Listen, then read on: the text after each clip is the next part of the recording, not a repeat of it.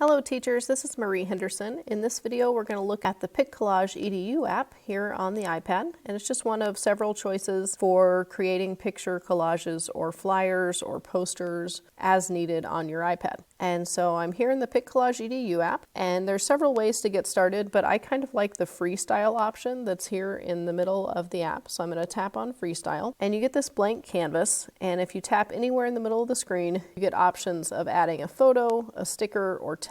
And so I'm going to select some photos, and I'm doing a team project here at school, and so I'm going to select some fabulous friends as my teammates, and then each of the images can be resized, can be drug around, repositioned as needed simply by squeezing in and out with your fingers on the picture. And so then you'll notice here across the bottom, I have several tools that I can use. The first one is layout. And so if you do decide that the freestyle option is not for you, if you tap on layout, you can pick one of the grids that are available. And so if you scroll through here at the bottom, you can pick something else if you're so inclined, if the freestyle isn't quite the right thing. And then when you're done, you can hit the green check mark here in the corner. And so the next option on your tools is backgrounds. And you have a bunch of solid backgrounds, but there's also some free options of patterns and shapes for backgrounds as well. And so I'm just gonna pick a fun background there, and I'm gonna tap the check mark to finish. And then at any time you can add additional photos or stickers using those next two buttons. And then you have the option to add text. And so if we add text here,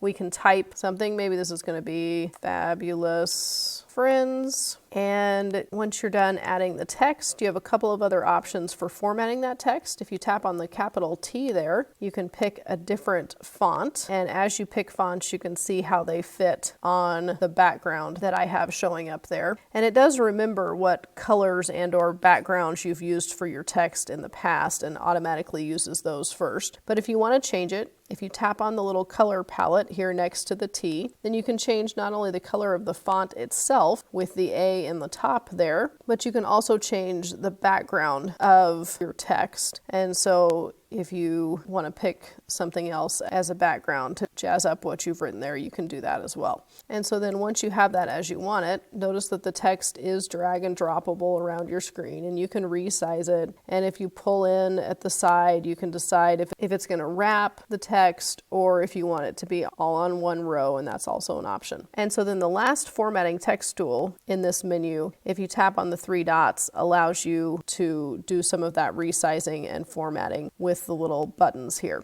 And so when you're finished, you can tap the green check mark. So now we've got some text. You can also search for images here in the app, but this is not one of those that has a filter built in. And so it may not be something you want to use with younger students. The second to last tool here is the Doodle option, which gives you a pen that you can use in any color. And so you can circle something or add a note in your own handwriting if you're so inclined. And then if you like it, of course, tap the check mark. If it's not how you wanted it to be, you can clear it there at the top left. And so when you're finished with that, if you hit the X at the top left, you get back over into the collage itself. And we can look at the last tool here, which is animation. If you choose one of these, your static or still photo becomes a short animated clip. By choosing a different animation, you can see how your pictures and text move around on the screen. When you're finished with that, you tap the green check in the corner, and then when you're completely finished, if you tap done in the top right corner, you have the option to save to library, which of course adds it to the camera roll of your device and can then be shared as needed to other platforms. As always, if you have questions or need further assistance, please don't hesitate to reach out.